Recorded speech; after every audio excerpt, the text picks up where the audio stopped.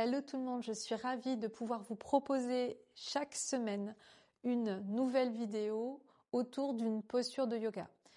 Je me suis rendu compte au fil des ans que à chaque fois que je donnais un cours, je n'avais pas le temps de vraiment expliquer l'alignement des postures. Puisque un cours dure 1h15 et que en 1h15 ou même 1h30, on peut éventuellement voir une posture en détail, mais les personnes vont oublier. Donc là, je vais faire toutes les semaines une vidéo sur une posture. Donc vous enregistrez bien cette vidéo et vous y revenez le plus souvent possible. Et s'il vous plaît, envoyez-moi un mail ou un message pour me dire si cette vidéo vous a rendu service. Aujourd'hui, on explore Utthita Trikonasana, la posture du triangle. C'est une posture qui va étirer la chaîne latérale. Il faut savoir que la chaîne latérale, on n'a pas beaucoup de postures qui nous permettent de l'étirer. Et c'est important d'étirer toutes les chaînes de notre corps. On a 6 chaînes en tout. On va avoir la chaîne avant du corps, la chaîne arrière du corps, les 2 chaînes latérales et on a 2 chaînes qui nous servent à créer des rotations, des torsions. On les appelle les chaînes spirales.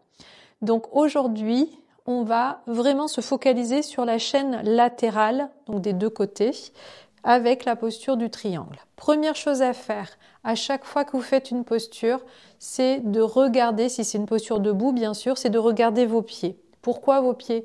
Parce que vos pieds sont votre fondation. Et la fondation, c'est la priorité. La première chose qu'on installe quand on monte, on construit une maison, c'est les fondations.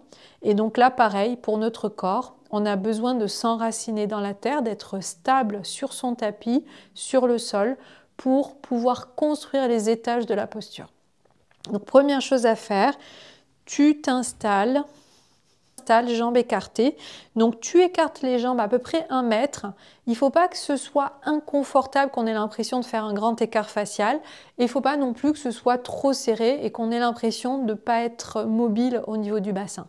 Donc tu écartes tranquillement et on va commencer toujours par la droite. Donc bien sûr, vous pouvez commencer par la gauche, c'est pas un souci, mais en général, en yoga dynamique yang, on commence par le côté droit. Et ensuite, on fait le côté gauche. Mais c'est intéressant de parfois commencer à gauche, parce que souvent le côté gauche, c'est notre point faible, et c'est peut-être bien parfois de commencer par l'autre côté. Aujourd'hui, on commence par la droite. Alors, tu places ton pied à 90 degrés. Tu vérifies que tes orteils soient bien étirés, bien allongés, et pas crispés sur le tapis. Puis, tu regardes l'autre pied. L'autre pied va se positionner en fonction de ton pied droit. Et ce qu'on souhaite, alors moi j'ai une ligne au milieu de mon tapis, ce qu'on souhaite c'est d'avoir le talon du pied droit, si tu tires la ligne, donc là moi j'ai la ligne qui est toute tracée, elle atterrit au milieu du pied gauche, sous l'arche, d'accord? Donc ça c'est l'idéal pour être stable dans ta posture. Le pied droit à 90 degrés, le pied gauche, il est légèrement rentré vers l'intérieur, pas trop, juste un petit peu parce que quand on descend dans la posture, le pied va glisser un peu vers la gauche et se placer à 90 degrés dans ce sens. Donc vous rentrez un peu les orteils. Une fois que vous avez bien installé l'écart des jambes et le positionnement de vos pieds, il est important d'amener de la conscience et de la tonicité dans vos appuis. Donc vous poussez les pieds dans le sol comme si vous vouliez créer une empreinte sur le tapis. Première chose à faire. Ensuite, on va vraiment se focaliser sur l'énergie. Comment activer l'énergie de ton corps? Donc c'est amener de la conscience déjà et amener une tonicité, un engagement dans ton corps pour ne pas t'affaisser, t'effondrer complètement dans le sol et ne pas avoir suffisamment de longueur et de légèreté. Si on n'active pas cette énergie, on est lourd dans le sol et c'est très difficile de faire toute une pratique parce qu'on se fatigue. Si vous amenez de la tonicité en engageant vos muscles et en cherchant surtout à les allonger, à vraiment vous étirer vers le haut, à vous grandir, eh bien vous verrez que vous allez vous sentir léger et ça sera beaucoup plus confortable de faire une pratique un peu plus longue. Donc ici, vous amenez votre conscience au niveau de l'arche de votre pied. On veut pas être on appelle ça la pronation. Pronation, c'est quand vous laissez votre pied aller vers l'intérieur et s'affaisser vers l'intérieur. Du coup, c'est pas bon pour la cheville et c'est pas bon pour le reste du corps puisque ça va impacter les autres articulations. Le pied, il est vraiment bien placé au centre. Ça veut dire que la base du gros orteil, la base du petit orteil sont bien ancrées dans le sol et le milieu du talon bien ancré dans le sol. Ça crée un triangle. Donc vous visualisez un triangle et ces 3 points sont bien fixés sur le sol. Je sais, c'est beaucoup d'informations, mais vous verrez que ces informations vont être cruciales pour après toutes les autres postures. Donc vous amenez de l'énergie au niveau de l'arche, vous laissez passer, moi j'aime bien l'image de la coccinelle, vous la laissez passer sous l'arche de votre pied. Et vous activez la ligne intérieure de vos jambes. On n'est pas relâché ici au niveau des adducteurs, vous êtes engagé. Vous êtes engagé sur les quadriceps, sur les adducteurs et sur les ischio-jambiers, l'arrière de vos cuisses. Vous êtes légèrement engagé sur les fesses. Une fois que vous avez placé tout ça, que vous avez suffisamment de tonicité dans vos jambes, le bas du corps est en place. Vous ne bougez plus rien. Vous allez maintenant placer le milieu du corps, le bassin, positionnement des hanches. Ici, on est dans une posture frontale, de profil. Donc, vous placez vos 2 mains sur les hanches. Vous veillez à ce que vos 2 crêtes iliaques, donc les os des hanches, soient les 2 au même niveau, parallèles au sol. On ne veut pas qu'il y ait une hanche en bas et une hanche en haut. Hein, vous voyez la différence entre ça et ça. Donc on amène bien les 2 crêtes iliaques au même niveau et de face. Comme là, je suis face à vous, face à l'écran. Vous imaginez un écran devant vous et vous voulez que les 2 hanches soient au même niveau. C'est bien simple. Si vous aviez un mur, vous collez vos hanches contre le mur. S'il y en a une qui se décolle du mur, c'est que vous êtes déhanché. Et donc, du coup, ce n'est pas bon de démarrer comme ça. Vous voulez vraiment avoir les 2 crêtes iliaques qui touchent le mur. Okay ? Vous visualisez ça et ça sera nickel. Une fois qu'on a placé le bassin, donc le milieu du corps, on va pouvoir se soucier du haut du corps. Qu'est-ce qui se passe dans le haut du corps? Déjà, on a la colonne vertébrale, pointe du coccyx, première cervicale. On a plusieurs vertèbres qu'on va étirer vers le haut.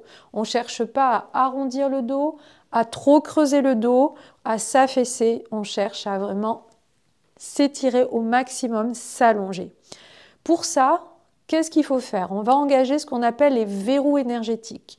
Donc tu amènes de l'engagement au niveau du plancher pelvien, donc le périnée. Tu serres un petit peu les fessiers et tu serres, tu contractes le périnée. Léger, hein, pas une contraction trop intense. Puis tu vas aspirer ton nombril. Tu amènes le nombril vers la colonne vertébrale et tu gardes cet engagement pendant toute la durée de la posture. D'accord? Tu ne relâches pas. Le bassin va basculer légèrement vers l'avant. Ça veut dire que la pointe du coccyx, elle pointe vers le tapis et le pubis va monter vers le nombril. Vous voyez, on ne veut pas avoir les fesses qui vont vers l'arrière où on va creuser exagérément dans le bas du dos et on ne veut pas non plus bloquer le bassin en rétroversion. On a une légère bascule du bassin qui va te permettre de protéger le bas du dos et d'amener une belle longueur dans tes vertèbres. Une fois que tu as mis en place ça, tu écartes bien, tu relâches bien tes épaules, tu les laisses descendre vers la taille. On ne veut pas les épaules au niveau des oreilles, donc on allonge la nuque et on place nos bras parallèles au sol. Les mains sont doigts serrés, paume de main vers le sol et on resserre nos omoplates derrière. Le regard va se porter sur la main droite, puisque c'est vers là qu'on va descendre, sans relâcher le bas du corps. Les pieds sont en train de pousser dans le sol, le bassin est en légère bascule, les jambes sont toniques. Je descends le buste au-dessus de ma jambe droite. Le buste ne va pas vers l'avant ni vers l'arrière, encore moins vers l'arrière. Donc souvent, on voit des gens aller vers l'avant parce que c'est là où ils ont le plus de facilité. On ne cherche pas forcément la facilité, on cherche au contraire l'intensité de la posture pour que ça étire la chaîne latérale. Donc je descends. Il y en a qui vont rester bloqués ici, qui ne vont plus pouvoir descendre. Il n'y aura plus de possibilité de mobilité pour descendre. Donc ce que je vous propose de faire, c'est d'amener la main ici sur la cuisse, sans vous appuyer trop sur la cuisse, juste le bout des doigts qui effleure la cuisse, et l'autre main sur la hanche. Vous voyez, là, on est en léger étirement latéral sur le côté gauche, et donc certains vont devoir s'arrêter ici, c'est déjà très bien. Et à force de faire, vous verrez qu'un jour, vous amènerez la main au milieu du tibia, et puis peut-être au niveau de la cheville. Donc vous faites ce que vous pouvez. L'essentiel, c'est de respecter l'alignement. Je descends, je descends, je descends.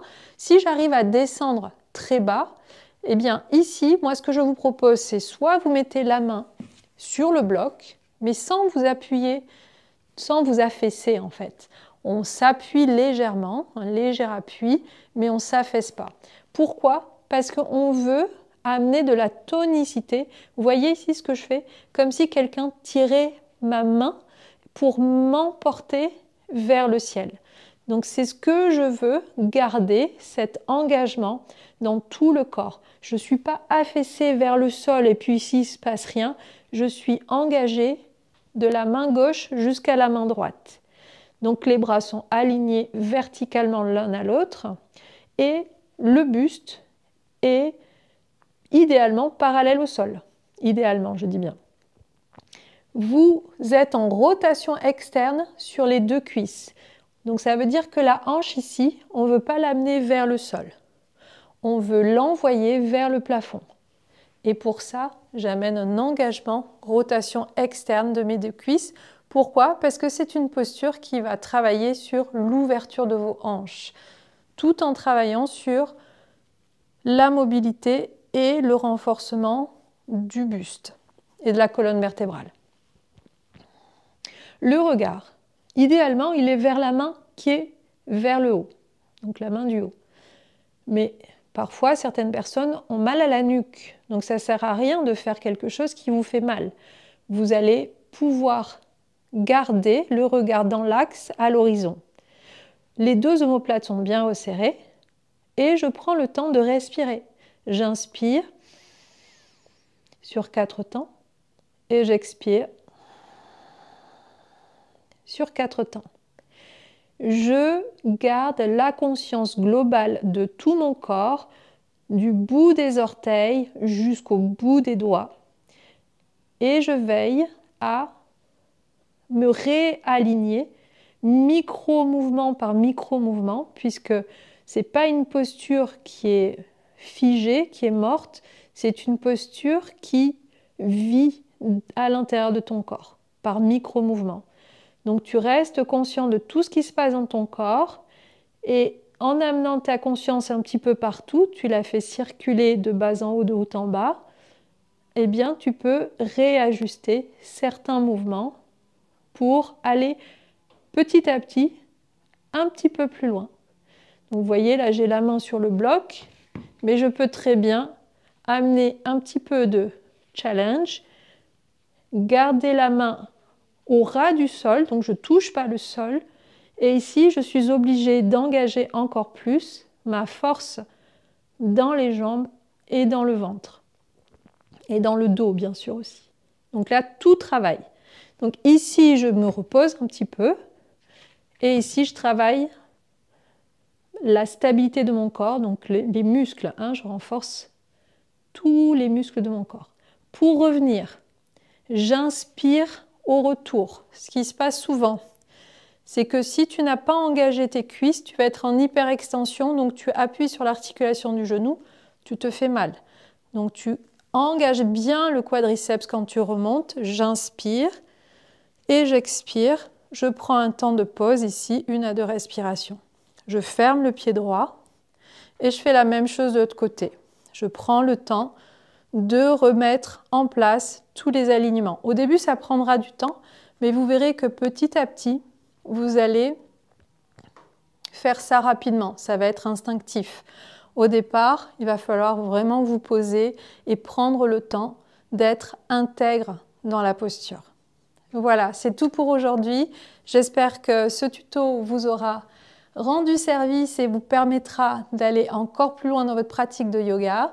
Je vous invite d'ailleurs à faire cette même posture Utthita Trikonasana contre un mur. Comme ça va vraiment vous donner une sensation d'alignement un petit peu plus précis.